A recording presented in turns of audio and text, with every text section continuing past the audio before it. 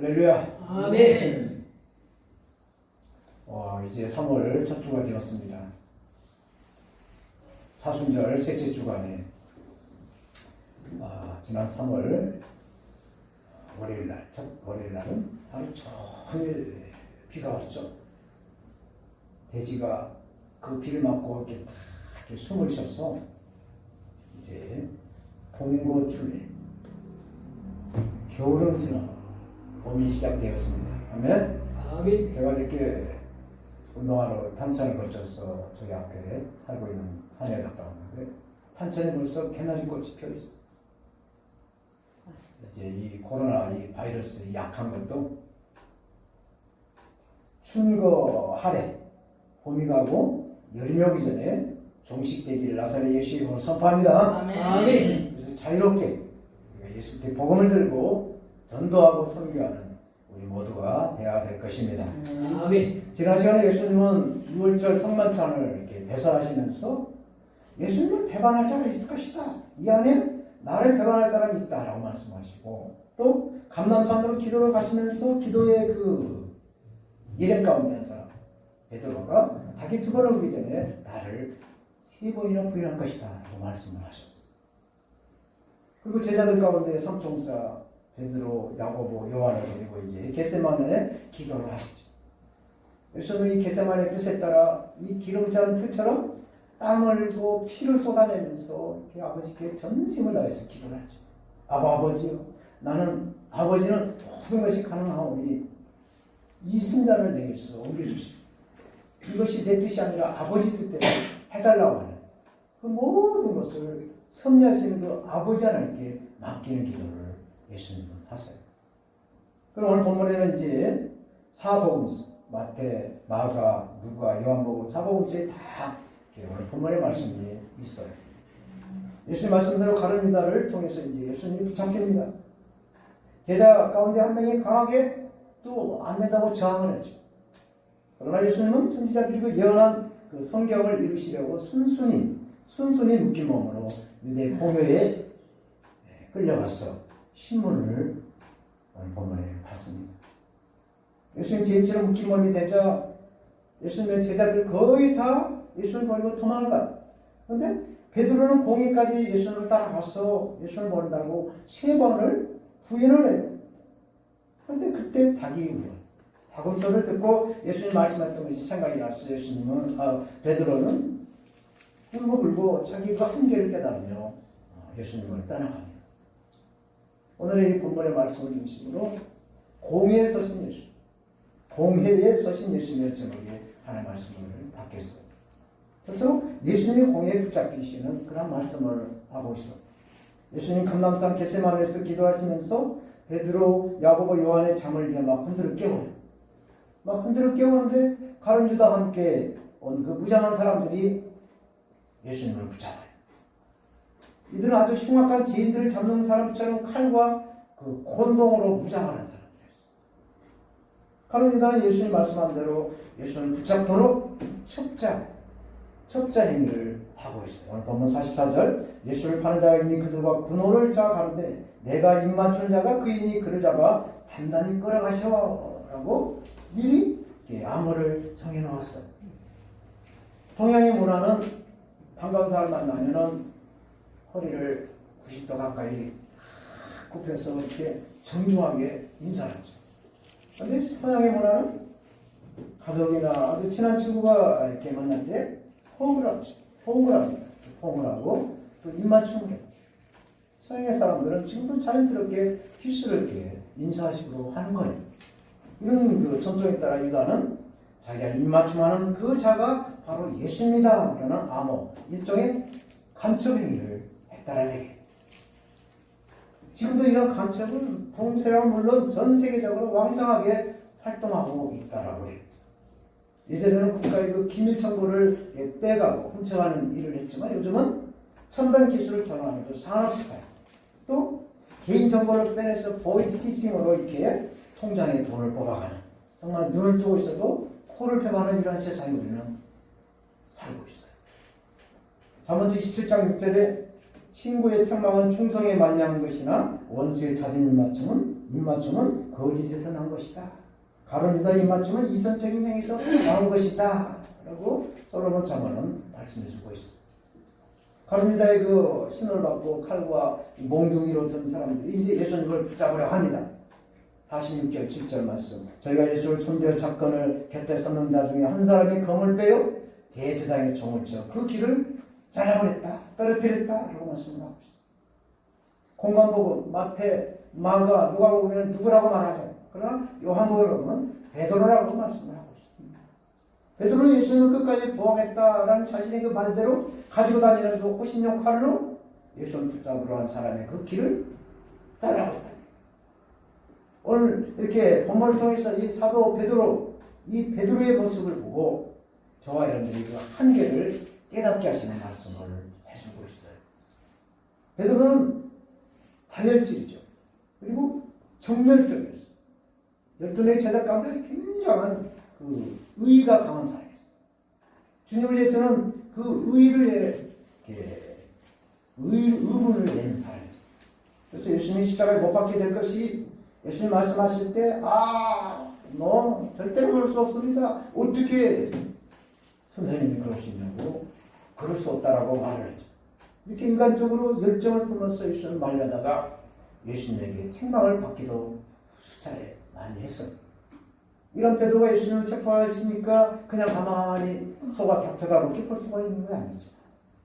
베드로가 가지고 있는 그 호신용 칼로 그 붙잡으려 한 그 사람에게 길을 베어버린 거예요. 이때 베드로에게 예수님이 말씀하세요. 오늘 마가복음은 없지만 마태복음의 동일한 본문 마태복음 26장 52절에 이 예수께서 이르시되 네 검을 도로집에 꽂아라. 검을 가진 자는 다 검으로 망한다고 말씀하셨어요. 예수님께서 검을 칼집에 꽂으라. 이 말씀은 검을 칼집에 꽂아놓고 꼭 쓸 때 이 칼을 써라 라는 뜻이에요. 그래서 예를 들어서 돈을 쓸 때도 정말 필요하고 반드시 필요한 곳에 써야지 잘못 썼다가는 큰 낭패를 보게 되는 걸 우리가 보고 있어요. 이게 선물이 되는 돈인가 아니면 뇌물이 되는 돈인가 이걸 구별하는 거예요. 그래서 이 돈도 그렇고 힘도 그렇고 이 칼도 그렇고 반드시 써야 할 곳에 쓰라는 예수님의 말씀인 것입니다. 사랑하는 여러분, 이 베드로가 상한 이 검은 불순종이었어요. 불순종. 예수님 순환 받으실 것을 직접 말씀했는데도 불구하고 베드로 자신의 그 뜻, 자기의 그 의문을 굽히지 않고 그렇게 분한 마음으로 휘두른 혈기였다는 얘기예요. 예수님은 아버지의 뜻에 따라 하나님 아버지의 뜻에 따라 죽는 것이었어요. 이 땅에 죽으러 오셨어요. 예수님은 자신을 잡아온 사람들을 충분히 제어할 수 있는 능력을 가지고 있어요. 그런데도 예수님은 하나님께 아버지 하나님께 순종을 하셨어요. 이렇게 하나님은 저와 여러분들에게 행함 있는 믿음으로 살아계신 아버지 하나님 앞에 영광 되시기를 바라시고 원하신 줄로 믿습니다. 두 번째로 예수님이 공에서 이제 신문을 받는 말씀을 쭉 하세요. 53절 저희가 예수를 끌고 대제사장에게로 가니 대제사장들과 장로들과 서기관들이 다 모이더라. 그러니까 공회 회원들이 꼭두 새벽에 다 모였다는 얘기예요. 유대계 주대자들이 예수님을 어떻게 잡아 죽일까 그렇게 바라고 바라던 것들의 그 믿음이 그 유대계 주대자의 그 믿음이 실현이 돼서 이제 예수님이 호성지에 꽁꽁 묶여서 공에 잡혀와 있어요. 공회 유대계 주대자들이 예수님을 신문하는 내용은 어떤 죄를 이렇게 신문하는 것이 아니었어요. 죽이려고 아주 딱 작정을 해놓고 그 증거를 잡기 위해서 고문을 하듯이 때려서 거짓 자백을 강요하고 있는 거예요. 그러나 수많은 증거들이 있었지만 거짓 증거나 아니면 증거가 되지 않는 것들로 이렇게 쭉 되어 있다고 본문은 말씀하고 있습니다. 답답해진 이 대제사장이 일어나서 예수님께 그 모든 증거에 대해서 어떻게 생각하느냐라고 물어. 예수님께 물어요. 예수님은 아무 대답 안 해줘. 이것은 이사야 53장 7절 말씀. 그가 곤욕을 당하여 괴로울 때도 그 입을 열지 아니하였으며 마치 도살장으로 끌려가는 어린 양과 털 깎는 자 앞에 잠잠한 양같이 그 입을 열지 아니하였다. 기원전 약 700년 전, 예수님이 약 700년 전에 이사야 선지자가 예언했던 그 말씀을 지금 예수님은 성취, 이루고 있다는 얘기입니다. 이렇게 예수님의 말을 아무 말도 하지 않는 것은 정말 너무나 허무맹랑한 고소, 죽이려고 하는 그 작정한 사람들에게 일일이 그 대답하는 자체가 의미가 없는 것입니다. 예수는 신문하는 대제장이 답답한 마음으로 이렇게 예수님께 묻습니다. 61절 잠잠하고 아무 대답도 아니하시거늘 대제장이 다시 물어가로되 네가 찬송받을 자의 아들이냐 그리스도냐 라고 물어요. 그 무렵에 예수님은 이제 내가 그다, 내가 그니라, 인자가 권능자 육에 앉은 것과 하늘에 구름을 타고 오는 것을 너희가 보리라 라고 말씀하죠. 이 유대교 주제들은 정말 이 예수님의 대답을 듣고 기절초풍을 합니다. 63절에서 65절 대제장이 자기의 옷을 찢으며 가로되 우리가 어찌 더 증인을 신청하리요 그 신성 모독하는 말을 너희가 들었도다. 너희는 어떻게 생각하느냐 하니 그들이 다 예수를 사형에 해당한 자로 정죄를 하고 어떤 사람은 그에게 침을 뱉고 그의 얼굴을 가리고 주먹으로 치고 이르되 선지자 노릇이나 하라 하인들은 손바닥으로 치니라 말씀하고 있습니다. 세상의 빛으로 오신 예수님을 빛에 속하지 않는 어둠의 사람들은 그 빛이신 예수님을 식노를 왜? 빛은 어둠을 없애버리는 능력이 있기 때문에 그렇습니다. 이 세상에 빛으로 오신 예수님과 또 빛에 속한 성도를 시기하고 질투하는 것은 어둠의 사람들이, 빛을 모르는 세상 사람들이 당연히 하는 것이다. 그래서 이 빛을 우리는 발해서 어둠을 밝혀야 될 줄로 믿습니다. 하나님은 세상을 이처럼 사랑하사 독생자를 주셨으니 이는 저를 믿는 자마다 멸망치 않고 영원한 생명을 얻게 하십니다 라고 요한복음 3장 16절에 말씀해주고 있어요. 이렇게 하나님은 예수님을 이 세상에 보내셔서 대속의 제물로 희생을 시켜서 구원의 길을 열어놓으십니다. 왜? 하나님은 세상을 사랑하시기 때문에. 하나님은 사랑이세요. 이런 독생자 예수님도 질적으로 거룩하시기 때문에 예수님을 따르는 저와 여러분 모든 성도도 거룩한 하나님께 속한 자로서 세상과 구별되는 그런 생각도 하고 삶을 살아야 이 세상의 빛과 소금으로 그 맛을 낼 수가 있다라는 말입니다. 하나님 천지를 창조하실 때 빛과 어둠을 창조하셨어. 이 빛을 낮이라고 어둠을 밤이라고 말하셨어요. 이렇게 밤과 낮이 있어요. 그래서 빛의 자녀는 이 빛으로 어둠을, 이 세상의 어둠을 선한 영향력으로 밝혀가야 되는 그러한 사명이 있는 것입니다. 고린도후서 5장 21절에 하나님의 죄를 알지도 못하신 자로 우리를 대신하여 죄를 삼으신 것은 우리로 하여금 저희 안에서 하나님의 의의가 일어나게, 의의가 되게 하십니다 말씀하셨습니다. 또 갈라디아서 6장 7절 8절 스스로 속이지 마라. 하나님은 조롱을 받으실 분이 아니시니 사람이 무엇으로 심든지 그대로 거두리라. 자기의 육체를 위해 심는 자는 육체로부터 썩어질 거두고 성령을 위하여 심는 자는 성령으로부터 영원한 생명을 갖는다 말씀하셨습니다. 사랑하는 여러분, 이제 예수님은 본격적으로 이제 순환을 받습니다. 공회 모인 자들이 다 예수님을 사형에 해당한다고 이렇게 정죄를 하고 침을 뱉고 손바닥으로 예수님을 치고 있어요. 이렇게 예수님의 순환을 받고 거짓 선지자라는 조롱을 받을 때 베드로에게는 예수님 말씀한 그 말씀이 성취되어가고 있어요. 이것은 예수님이 참 선지자다라는 것을 통과하게 하는 아버지 하나님의 시험이었다는 거예요.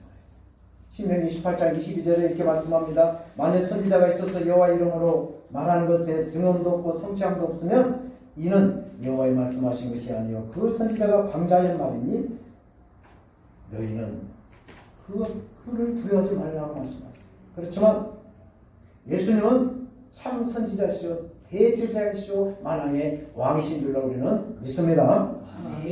예수님 이사야 50장 6절 말씀을 이루셨어요.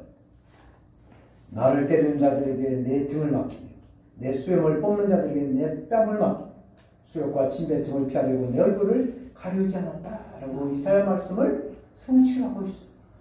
이렇게 성경은 예언과 성취로 된 참 하나님이시자 참 인간이신 예수들을 우리는 우리의 주님으로 믿고 의지하면서 예수님을 통행하는, 그래서 하나님의 사랑으로 예수 믿는 그리스도인으로 이 땅에 소금과 같이 빛과 같이 그런 어둠을 밝히는 하나님의 사람이 되어야 될 것입니다. 아멘. 이제 마지막으로 예수님을 베드로가 이렇게 3번이나 모른다고 부인을 해요.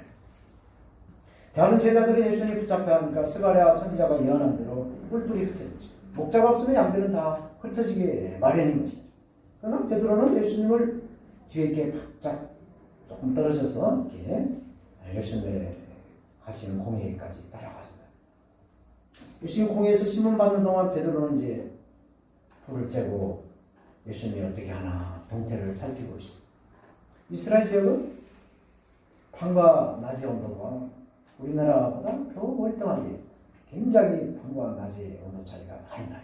그래서 예루살렘 성에서 6월절 만찬하고 밤에 또 깊은 밤에 감람산에서 기도를 하시다가 이제 붙잡혀서 공회에서 타기오는 새벽 시간에 예수님을 심문하고 있어요.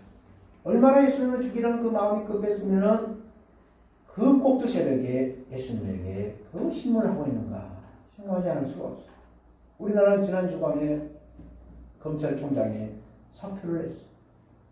사표를 내자마자 청와대에서는 1시간 만에 수를 냈다라는 보도를 들었어요. 얼마나 눈에 가시 같았으면 사표 내자마자 사표 내기를 바라고 땅땅 결재를 해서 사표를 수리했는가를 우리는 생각하지 않을 수가 없다는 얘기입니다. 불을 쬐고 있는 사람 가운데 대제사장의 여종, 이 여종 하나가 베드로에게 너도 나사렛에서 와서 나사렛 예수와 함께 있었지? 라고 물어요. 그러니까 베드로가 누구야 그 사람? 난 몰라 라고 거짓말을 부인하는 거야. 그러니까 그 여종이 그 옆에 있는 불태는 사람들에게 저 사람 틀림없이 예수와 함께 있는 그 탕이야 라고 말하니까 베드로가 그 소리를 듣고 너 나는 그런 사람 아니야. 나는 깨끗한 사람이야 라고 거짓말을. 이 베드로 말을 들었던 그 옆에 있는 한 사람이 말투가 영 갈릴리 사람의 그 억양이야. 너는 틀림없이 그 예수와 함께 있는 탕이야 라고 하니까 베드로가 그 소리를 듣고 활쩍 뛰면서 나는 아니다 라고 또 이렇게 부인하고 있는 거야. 그때 닭이 울어요. 닭소리 그 닭 우는 소리를 듣고 베드로가 예수님 말씀하셨던 그 말씀이 생각이 나서 정말 자기의 한계를 깨닫고 그 자리를 뛰쳐 도망가는 것이죠. 우리나라도 지방마다 그 사투리가 있죠. 그래서 말투를 들어보면 어디 출신이라는 걸 알 수가 있어요. 북한에도 마찬가지죠. 북한에도 우리가 알기로는 우리나라가 14개 도에서 북한이 5도인데 지금 우리 남한은 똑같이 9개 도로.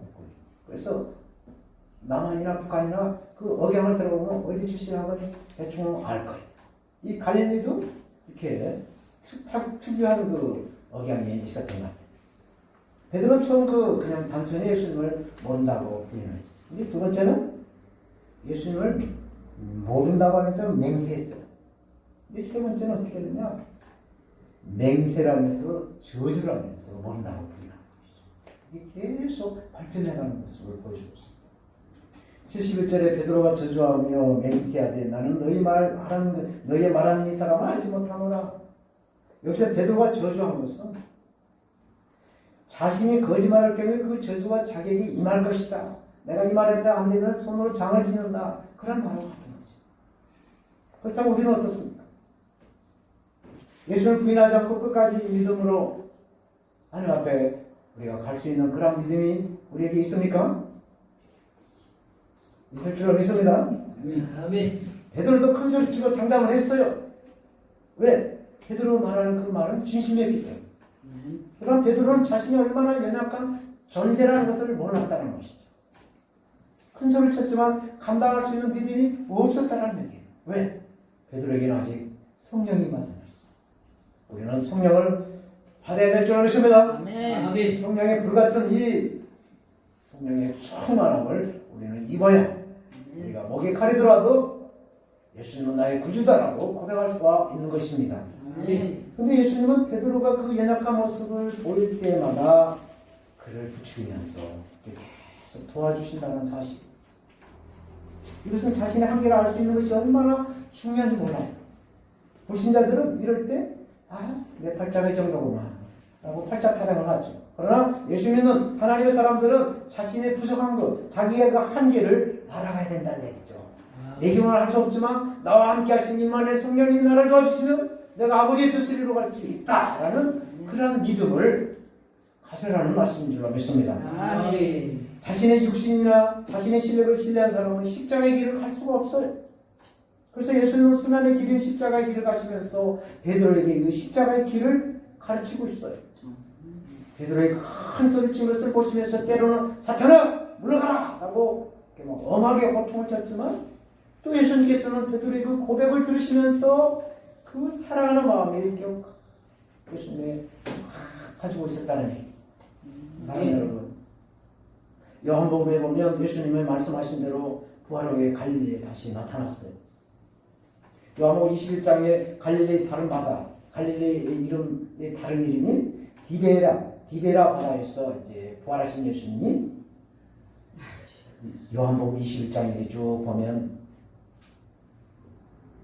베드로가 자신을 깨닫도록 세 가지를 준비하는 말씀을 하셨어요. 첫째는 빈 그물을 예수님이 준비를 하셨어요. 베드로는 같은 그 어부들과 함께 밤새도록 고기나 잡자.